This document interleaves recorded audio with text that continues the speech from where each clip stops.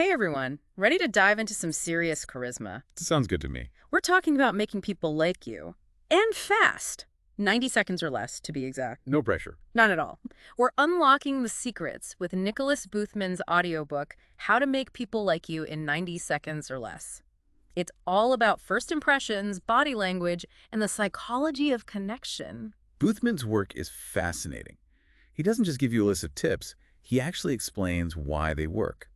He uses psychology, neuroscience, and even his own background as a photographer to break it all down. Right, like one of the first things that grabbed my attention was his idea that other people are our greatest resource. That's a good one. At first, I thought it sounded a little, well, I don't know, transactional, I get it. but he actually makes a really strong case for it. He does. Think about it. Everything we do, every experience we have, it all comes back to our connections with people. Okay, that's true. Our relationships, our jobs, even our sense of well-being, it all hinges on how well we connect with others. So Boothman is basically saying that being likable isn't just a nice bonus. It's a superpower. It opens doors, creates opportunities, and makes everything in life just a little bit easier. Okay, I'm sold. So Boothman spends a lot of time talking about those crucial first 90 seconds, that first impression. He says we're constantly making snap judgments about people, often without even realizing it. It's true. Our brains are wired to assess and categorize people almost instantly. It's a survival mechanism, really. But the good news is that we can actually use this to our advantage How do we do that? by becoming more aware of the signals we're sending and learning how to project the qualities we want others to see. That's where Boothman's 5 steps to a winning greeting come in. It's almost like I don't know, a secret handshake for connection. A secret handshake, I love that. Tell me more. So the 5 steps are open, eye, beam, lean. It's simple, but incredibly effective. Simple, I like that. But how do we make sure it doesn't come across as like fake or rehearsed? That's where the open part is so important. It starts with your attitude, a genuine desire to connect with the other person. Okay, so authenticity is key. Absolutely. If you're not genuinely interested in the other person, no amount of technique is going to mask that. So step one, come from a place of genuine interest. What's next? Well, there's also the physical side of being open. It's about having an open posture, uncrossed arms, facing the person directly, like you're literally opening yourself up to connection. Got it. So open sets the foundation. Then what's I all about? It's about making eye contact and, get this, being the first one to do it.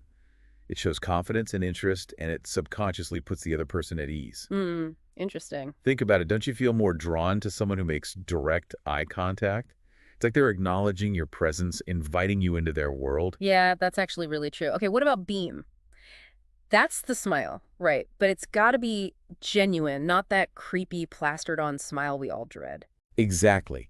A genuine smile reaches your eyes, crinkles the corners. It signals warmth and approachability, and it's incredibly contagious. It actually triggers mirror neurons in the other person's brain, making them want to smile back. Wow, I didn't know that about mirror neurons. Okay, so hi is pretty self-explanatory, but lean. I'm curious about that one. It seems subtle, but Boothman really emphasizes it. It is subtle, but surprisingly powerful.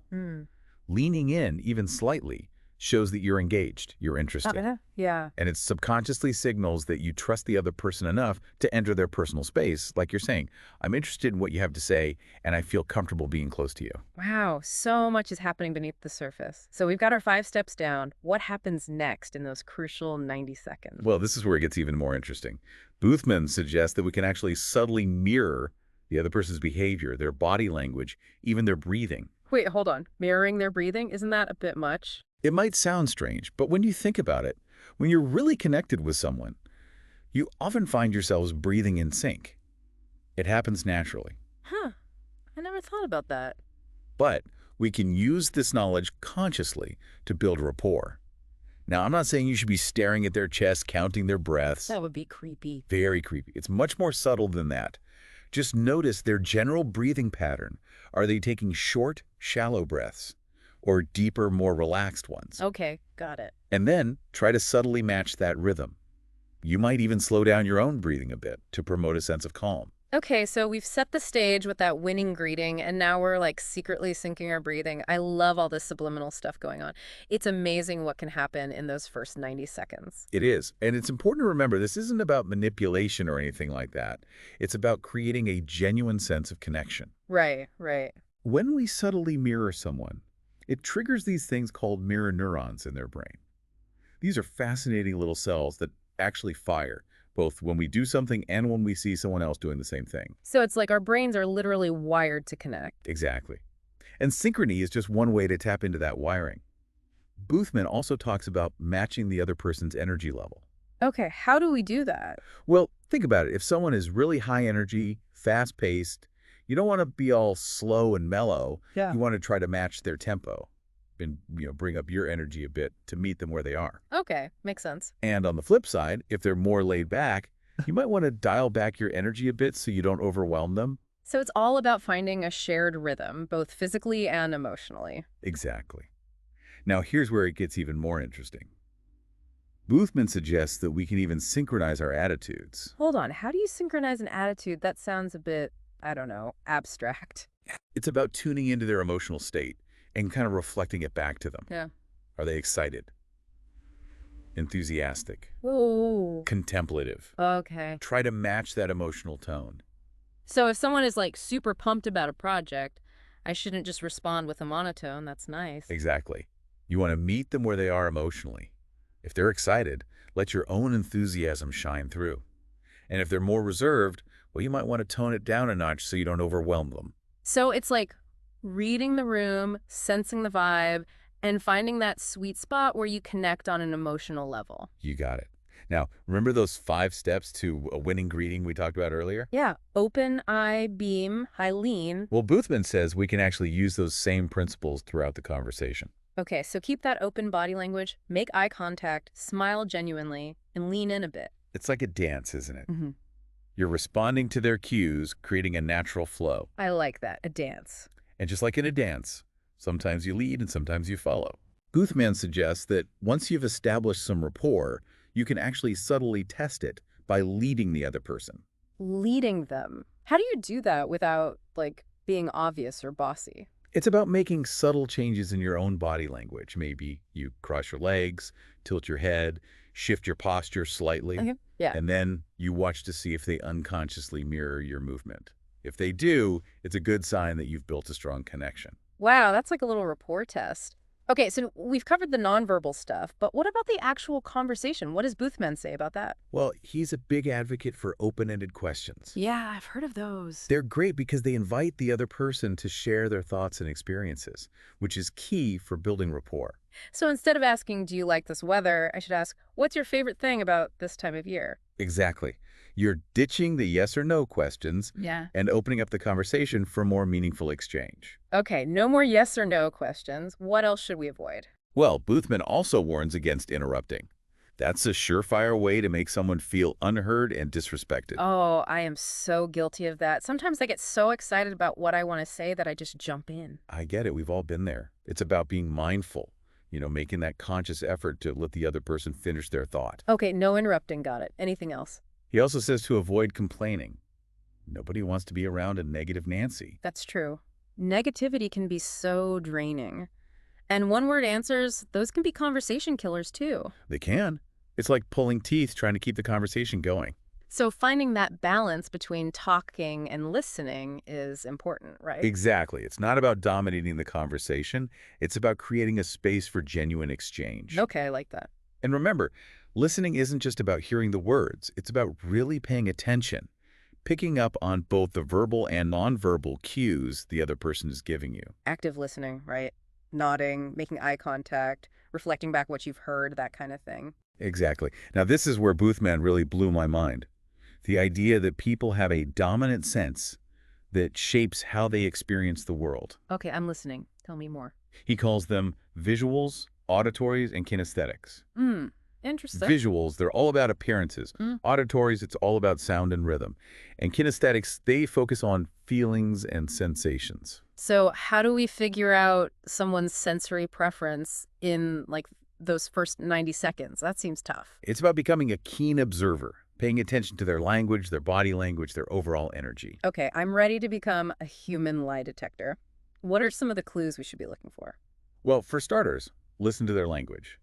Visuals might use a lot of visual metaphors, like, if I see what you mean, or that looks good to me. Okay. Auditories, they might say things like, that sounds good, or I hear you. And Yeah. kinesthetics, their language is often about touch and feeling, like I feel you, or let's get a handle on this. Wow, they're constantly giving us clues about how they experience the world. That's fascinating. So, once we have a sense of their dominant sense, what do we do with that information? We use it to speak their language, to tailor our communication style to resonate with them on a deeper level. Okay, give me an example. So let's say you're talking to a visual person. Okay. Instead of saying, that was a great presentation, you might say the speaker slides were so visually engaging. They really brought the data to life. Okay, yeah, I see what you mean. I'm painting a picture with my words. Exactly. You're Yeah. speaking their language. Yeah. Now, for auditories, you might focus more on your tone of voice, use sound-related metaphors, even incorporate music or sound effects into your presentations. Okay, so for auditories, it's all about the sound. What about kinesthetics? For kinesthetics, you'll want to use language that evokes touch, movement, feeling. So instead of saying, I understand your point, you might say something like, I can feel the weight of your words. I like that. It's powerful.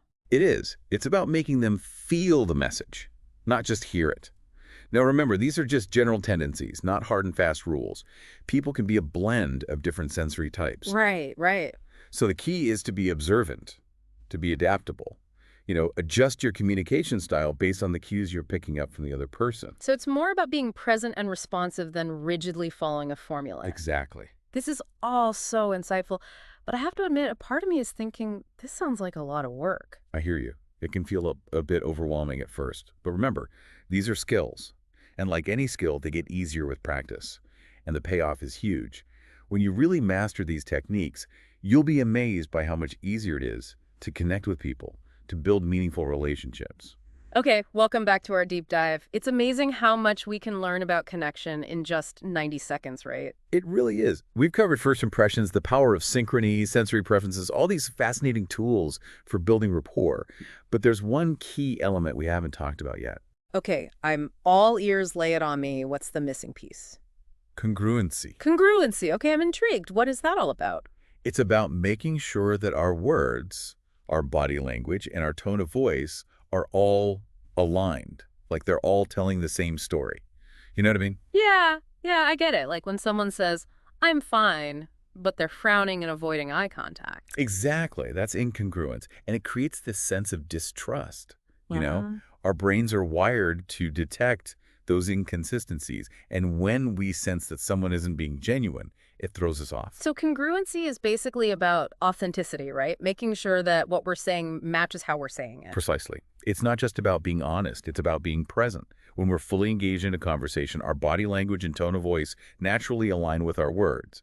But when we're distracted or preoccupied, that's when those inconsistencies start to creep in. Okay, so how can we make sure we're being congruent, especially, in those high pressure moments when we're trying to make a good impression? It starts with awareness, just paying attention to your body language. Are you fidgeting, slouching, avoiding eye contact? These can all be signs that you're not fully present or that you're feeling a bit uncomfortable. And what about our tone of voice? Like, I know that I can sometimes come across as a bit, I don't know, overly enthusiastic or maybe even a little frantic when I'm nervous. Oh, we've all been there. The key is to find that tone of voice that feels authentic to you and appropriate for the situation you know. If you're naturally high energy, that's great, but be mindful of how your energy might be affecting others. If you sense you might be overwhelming them, just dial it back a bit. Okay, so it's all about finding that balance between being true to yourself and being sensitive to the other person's energy. You got it. And remember, congruency is an ongoing practice. The more you pay attention to your body language, your tone of voice, and your words, the more naturally they'll start to align. Okay, now I want to circle back to something we talked about earlier, being memorable. Boothman talks about developing this personal hook, something that makes us stand out from the crowd. But with so much emphasis on authenticity and congruency, how do we find that balance between, standing out and being true to ourselves? It's a great question. And the answer is that it's not about creating some kind of persona or trying to be someone you're not. It's about figuring out what makes you uniquely you.